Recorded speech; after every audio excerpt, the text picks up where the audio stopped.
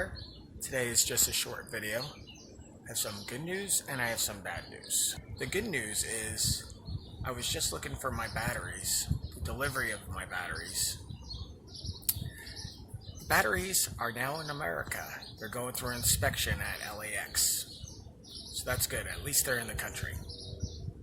It's going to be those lithium batteries that are 280 amp hours, 3.3 kilowatts. Ha! So the bad news, the Magic Chef 3.1 cubic feet refrigerator that I wanted to put in, that I was going to hack for DC power, well, the problem with it is it's too tall because these windows are 26 inches up.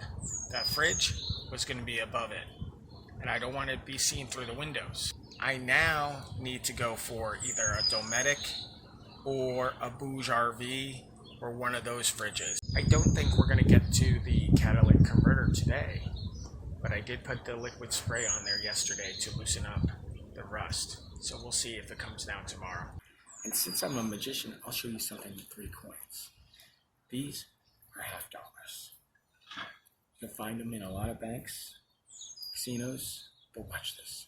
1, 2, 3. One jumps across just like that. We'll do it again. Nothing in the hands, nothing in the hands. Watch.